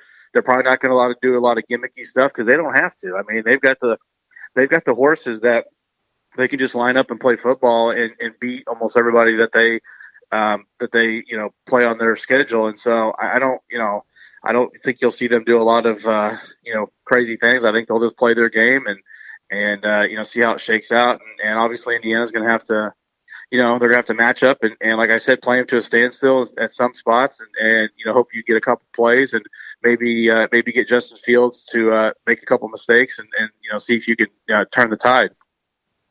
One fortunate thing for Indiana, one of their stronger suits on defense is the secondary, and that's like you just talked about. If they can get him rattled, get a turnover here and there, it's going to take something like this. Something is going to have to happen for Indiana to get the upset. Let's, for being honest, I think that they can play equal with them offensively, but we have to worry about the offensive line wearing down, because that's what's happened the last 2 seasons. They fought with them. Hell, they were leading them 21-20 with just over 3 minutes to go in the third quarter on that big Thursday night game that was here. Then last year they were playing them close as well. And then when you're bringing in guys 2 and 3 deep, it finally wore Indiana down, and they just did the same thing both seasons and created all that separation there in that fourth quarter. But Indiana's a little deeper now. I'm not sure that they're deep enough, but they're going to have to overcome that. But are they deep enough to get the job done, do you think, Matt?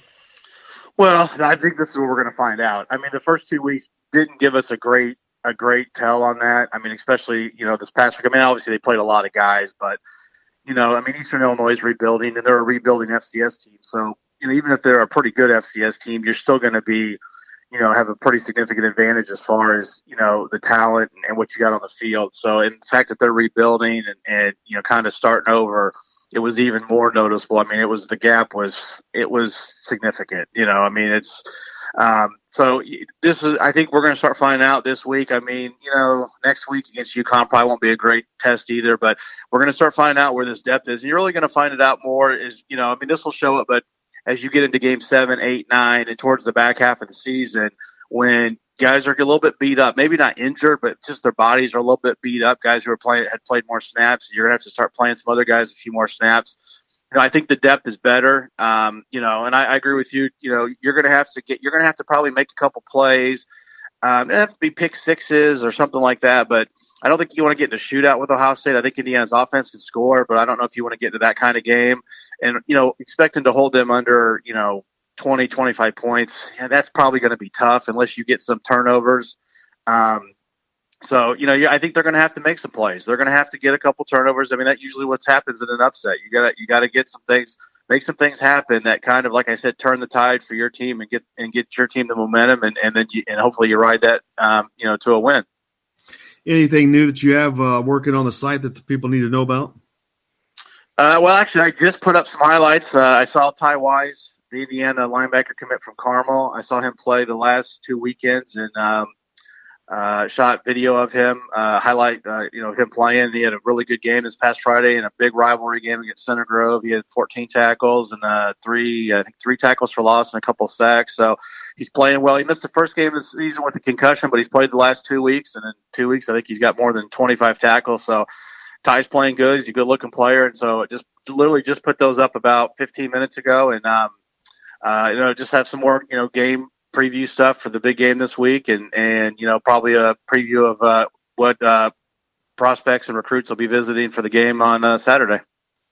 Looking forward to it, brother. Can't wait. It's going to be an electric environment. I know it hasn't been announced that it's sold out yet, but I think that's just a matter of time. This is, everybody calls it the media photo guide, but picture, but it is. It's going to be an electric environment out there.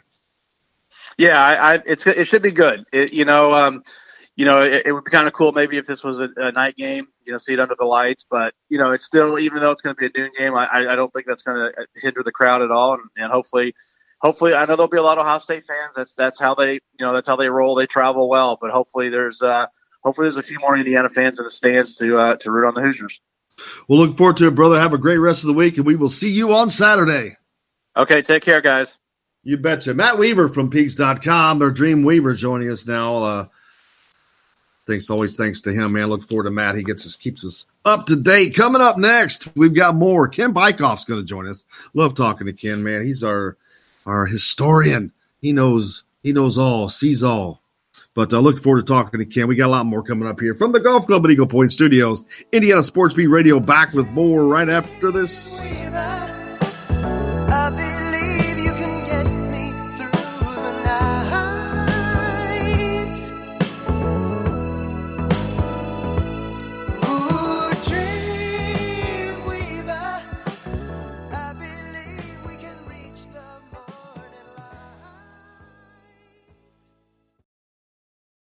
Hello, everybody. Jim Coyle from Indiana Sports Beat. When I'm not covering the Hoosiers, you can find me at Bubba's 33 in Clarksville, located on the northeast corner of I-65 at Veterans Parkway.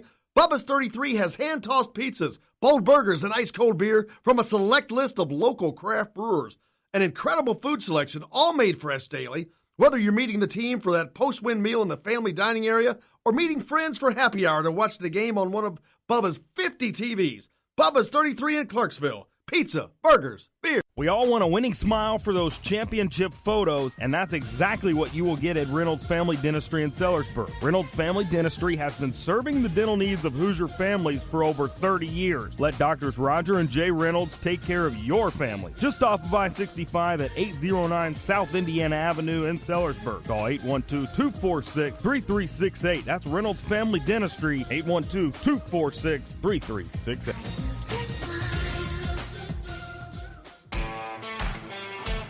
Now that warm weather has arrived, it's time to hit the links, and there's no better place than the golf club at Eagle Point in Bloomington.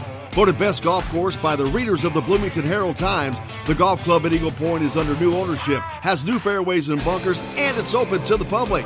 When the round's over, there's cold beer and a full menu at the Eagle Point Pub and Bistro. Call 812-824-1100 to make a tee time. That's 812-824-1100. The golf club at Eagle Point in Bloomington. This is AJ Moye. This is Dan Dockett. Hey, this is Michael Lord, former Indiana basketball player. This is Indiana football coach Tom Allen. This is Jim Coyle with the Indiana Sports Beat. You can always like and follow us on Facebook. Always follow the show rebroadcast on iTunes, Google Play, iHeartRadio, Spotify.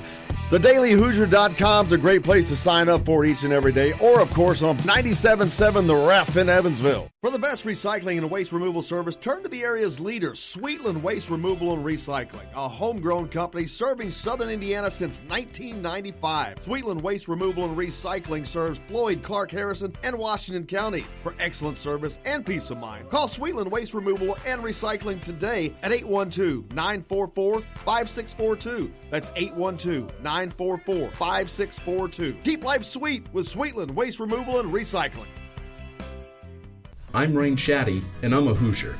As a toddler, you could always find me running around in a cream and crimson onesie and a red IU hat reminiscent of those worn during the world-famous William Tell timeout, shouting, "Go Hoosiers!"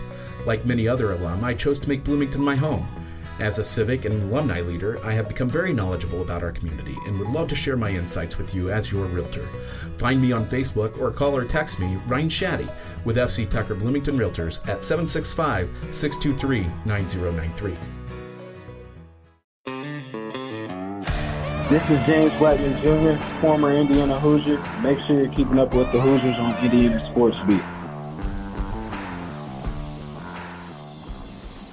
Today's guest is brought to you by Bubba's 33 in Clarksville, with hand-tossed pizzas, bold burgers, and ice-cold beer.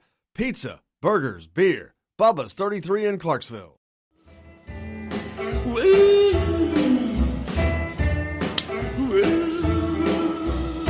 Welcome back to the Golf Club Eagle Point Studios, Indiana Sports Beat Radio here on this 9/11 anniversary edition. Thank a first responder today for all they do for us. Joined now by our good friend Ken Bikoff from Peaks.com. Kenny, how are you, brother? Man, that is a rough introduction. What do I got to say that is going to match anything that a first responder does? It's like, it's 9/11, take a moment, and now here's Ken. It's like that. That's a rough introduction right there, Jim. Oh, well, you're special. You can uphold the standards. We should thank a Ken Bikoff each day as well. No, I do not matter on today. I definitely don't matter today. How are you doing? I'm doing great, brother. Doing great. It's a big week for Indiana, of course. They've got a couple of commitments, or not commitments, but a couple of guys coming to visit basketball this weekend. Of course, it's a huge weekend because the Ohio State Buckeyes are coming to Memorial Stadium. They're ranked 6th in the country, and there's just a lot of hope for this football team, man. There always is. And then hopefully this is a game that would just be Tom Allen called it program changing. But they're fleeting, and nobody knows that more than you. You've studied these programs for so long, man. Yeah, it's the wins over Michigan and Ohio State. I think I looked it up. I think it's been 23 straight losses against each program, which is, I think, the two longest active losing streaks against one program where a team has played, say, within the past 5 years. is Indiana and Michigan against Ohio State, and Indiana against Michigan, Indiana against Ohio State. It's a string of futility that, no question, is jaw dropping. I mean, it's been 30 years for both of these programs, but it's. I tell people this, and everybody just kind of chuckles when I say it, but I mean it so deeply that for a guy who loves history means nothing on Saturdays. It just doesn't. It's great for the fans. It's great for the media. But what happened in 2001 or what happened in 2014 or what happened in 1996 has nothing to do with what's going to happen on 3rd and 7. And that is something that I think people kind of overlook in these situations, and it just comes down to year by year what's going to happen. And I think that this Indiana team, I'm not saying that they're going to win. I do think that they have at least the ability and the skill to put themselves in a position to be competitive in the fourth quarter. That's where I will put it. And really, for any time you play a team of that caliber, whether it be Alabama, Clemson, Ohio State, Michigan, whatever power program, you want to be able to just give yourself an opportunity to win a game in the fourth quarter. And to me, that is the short-term goal for Indiana on Saturday, is get to the fourth quarter with an opportunity to win, and then let's see where the chips may lay. And Indiana has not been bad at doing exactly that over the past several years against some of these programs. Yeah, I couldn't agree more. It's just it comes down to depth and being outlasted. But also, you got to get a little luck. Sometimes you have to make the luck. But, if you watch some of these other games, you see Army taking Michigan to double overtime. Hell, Indiana taking Michigan to overtime last couple of years. But you've got to have luck at the right time, the right calls at the right time. When you're at a disadvantage, and Indiana is at a disadvantage because they're a lesser program, you've got to have something go your way that day, and it happens. It just hasn't happened for Indiana of late, but I truly believe that they have the capability to win the game. I'm not saying they're going to win it either, but they have the talent, they have the belief, and I think they have the offensive coordinator. But we'll certainly find out. I mean, as long as they can put themselves in a position to get lucky, get a turnover, who knows? But it's going to be an exciting and electric environment. Yeah, it will be, and and that's just the key. It has to be something where the team doesn't get punched in the mouth early and rolls over. And I've seen the program do that, but I don't feel that this is a kind of year where that's going to happen. I don't think that they're just going to come out, get blitzed, and be on their way. There have been years when I've really felt, okay, the best way to handle Ohio State this year is get through Saturday without any major injuries and move on. And I think that, this year in particular, I've been impressed with what I've seen from the defense. They haven't given up those big plays that killed them in the past. They put themselves in position to make stops in the first couple of weeks. Obviously, it is a much bigger challenge with Ohio State. It's just a different level than Ball State and certainly Eastern Illinois. But against like a team like Eastern Illinois, Indiana went out and did what they were supposed to do, which was just absolutely hammer Eastern Illinois. And there have been years when Indiana has played some shootout games against lower level teams that really made you feel like this wasn't going to be a great situation. I think Tom Allen has done a good job of getting this team to really buy into the idea that the biggest game is the next one. And this isn't a team that has been looking ahead, that has been overwhelmed by things. Belief is really extremely important in these kind of games. Coaches talk about it. I think Kane Womack said it on Monday at the media availability, that you can't get dazzled by the pinstripes. You can't look at those Ohio State helmets and think, oh, man, that's Ohio State.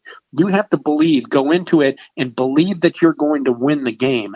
And I think Tom Allen has done a good job with that. And the energy of Kane Womack and Kalen DeBoer, the offensive and defensive coordinators, it makes a difference in just putting together a game plan and making teams go into that kind of game expecting to win instead of hoping to win. And there's a difference there.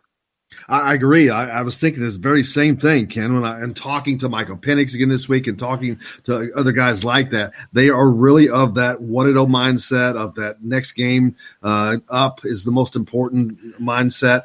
And they're not getting too high. So it's not getting – there's not so much riding on that, what adds added pressure. They're just approaching it like it's another game, which is marvelous to be able to do from a mental standpoint. Because it is a big game. But this is also one of those games, one of those weeks where you should see why Michael Penix is the starting quarterback. The things that he brings to the table, if they're evident, then Indiana has a much better chance of having success against this number 6 Ohio State team. Yeah, absolutely. I mean, you're going to need a great game from Michael Penix, and you can't have turnovers, and you can't have mistakes made or bad reads, and that's a lot of pressure to put on a freshman. There's no question. But I also like the poise that I've seen from him, and I think that to me has been the biggest difference with Penix as a young starter versus some other guys that I've seen. Even guys like Kellen Lewis or Ben Chappell. Some guys sometimes when they're young.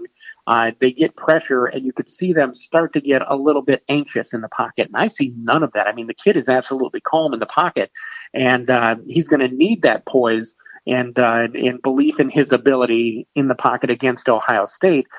But just that maturity and that patience that he has, and even when guys are banging into him or around his feet, he hasn't shown any kind of quick trigger on the panic button. I mean, look, against Ball State, he got hit during a play right in the midsection. The defender bounced off him, and then he still stood in there and made a throw.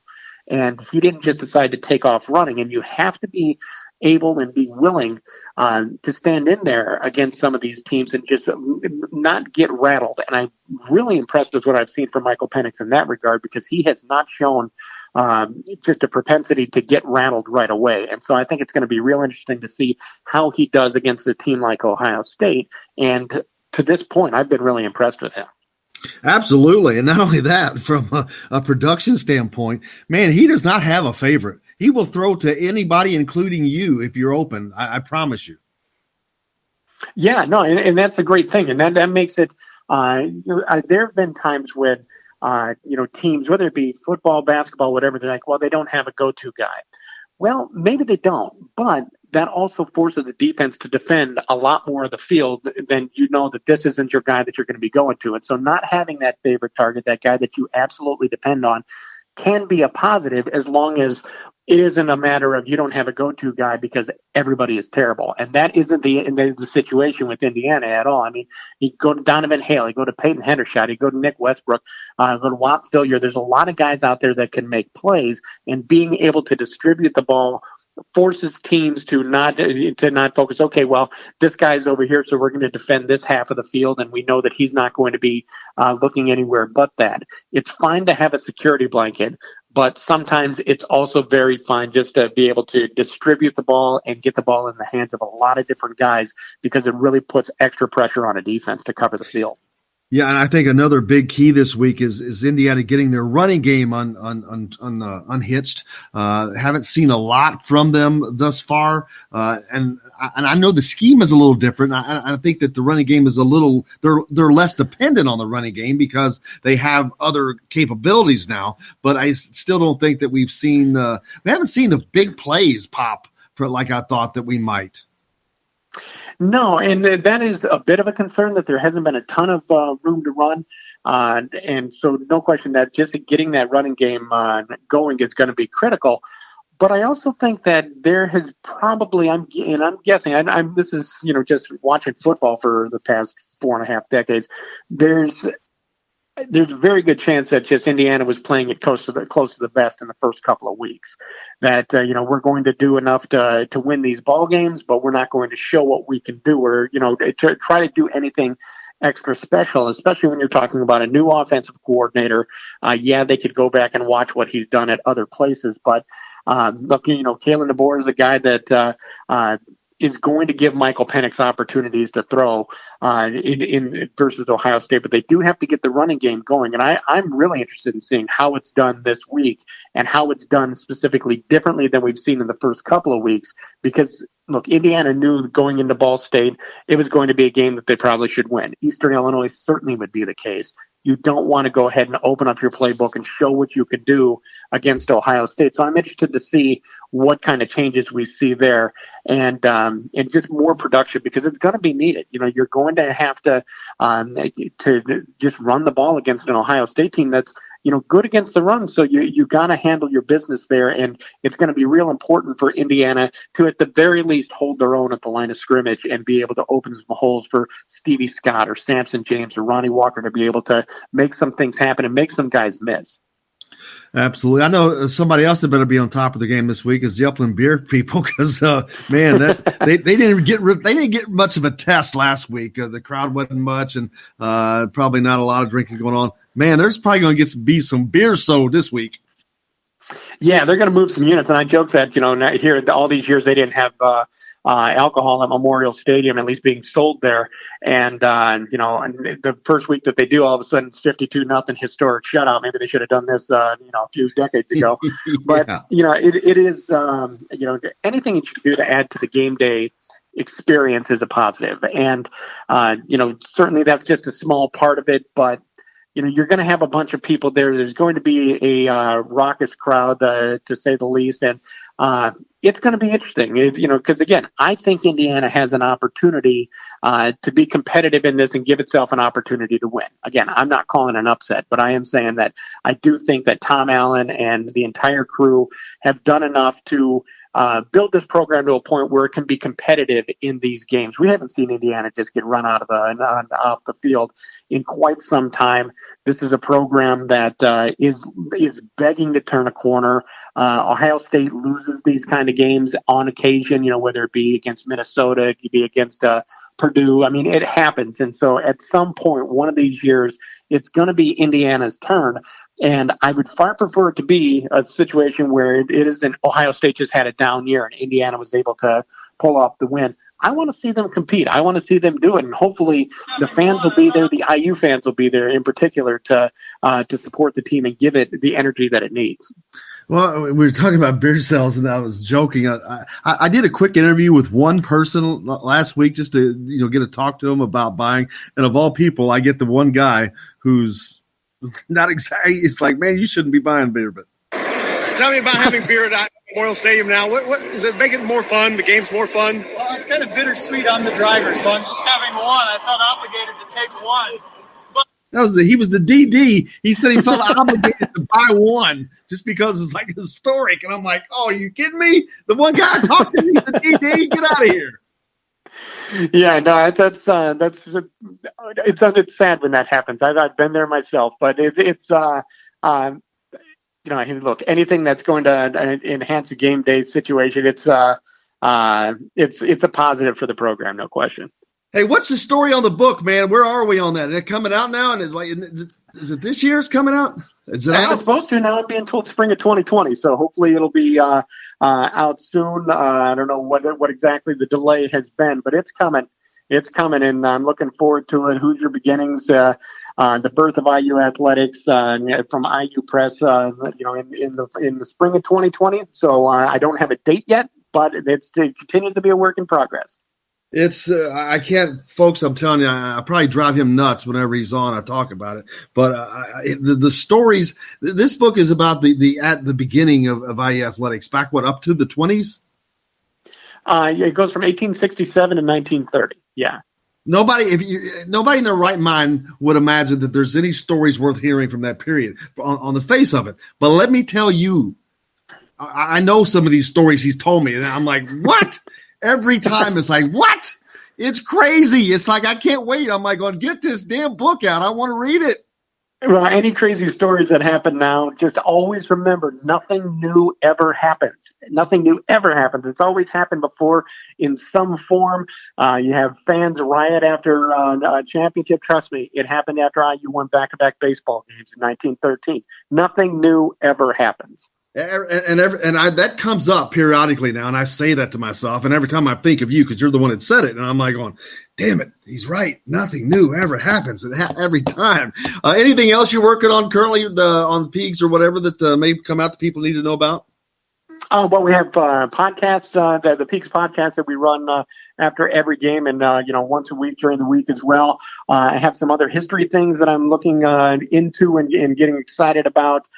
Some with just the history of the IU football program, and Indiana's trip on baseball to Japan in the 1920s. So there's some of those things that I'm looking at. The 30th anniversary of Anthony Thompson's 1989 season. So there's a lot that's I'm always working on when it comes to the history stories and the look backs to let people know just how the programs that they love now, where they've been, and maybe give them a better perspective of why things are happening now. I say that nothing, the history doesn't matter on game day, and it doesn't.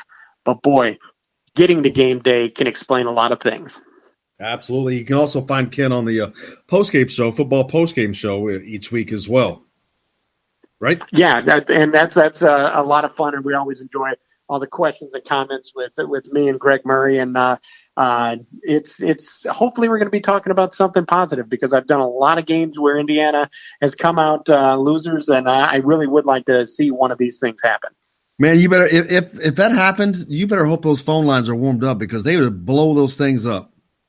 I sure hope so. God, I sure hope so. That would be a ton of fun. And, it really is at some point it's going to happen. And, every time they play, there's that opportunity. But I really do think that this is a year that Indiana at least can be competitive into the fourth quarter and have an opportunity. And, one of these years they're going to pull it off. I mean, the odds say that that's going to happen. Yeah, I've got them picked to beat at least one of these big four. But I got to be honest with you before I let you go. The team I'm really concerned about right now is Maryland. Yeah, Maryland's getting better. And so my attitude is, okay, well, so's Indiana. And Indiana has better depth this year than they've had since I've been covering them, going back to 2005. I think that they have a decent coach in position. I know people say that they're not sure about Tom Allen. I feel that the guy has a very solid vision for what he wants his program to be, and he's stuck with it. And most importantly, he's sold it to his players. Recruiting has improved. There's more depth. There's a different feel. And I got to say, you have defense coordinator Ken Womack, who talks to us every Monday, and it really struck me on Monday just how much of a future head coach he sounds like. And some coaches have that. Some coaches have just an energy of being a guy who could be a head coach, and Ken Womack has that completely. And you better believe that comes through when it comes to players, when it comes to talking to families, when it talks to recruits. That kind of energy comes through. And that always hasn't been the case with some of the coordinator positions with guys at IU. And I think that, to me, you can't worry about what's happening at Maryland or Northwestern or Purdue or anywhere else because you play them once a year. So you don't worry about what's happening. You get better yourself. And I think that the Hoosiers have done a good job with that when it comes to just knowing they have to raise their play in the Big Ten East. I couldn't agree more. People listen to the show, they know I say what I think, and I believe in what Tom Allen is doing. I mean, originally I thought that it wasn't the right hire, but he's sold me, and I like his staff, like you just pointed out. I really do. So I think they got good things to come in, man. But I can't thank you enough for joining us. We appreciate you, brother. I look forward to seeing you on Saturday. Yeah, it's going to be a ton of fun, and I've seen some crazy things at Ohio State IU games, including one year when I was in school at IU. Ohio State fans tore down the goalposts on the south end and then carried them up into the stands, and that was Ohio State fans tearing down Indiana goalposts because they qualified for the Rose Bowl. So who knows what's going to happen on Saturday. We'll certainly find out. Ken Bikoff from Pigs.com join us, man. Thank you, sir. I appreciate you. Take care. You betcha. It's going to wrap it up for Ken, wrap it up for us for the most part today, too. Back tomorrow with Indiana Sports Beat reporter segment. Dustin Schutte. Let's see who all. I forget who I got on. I forget.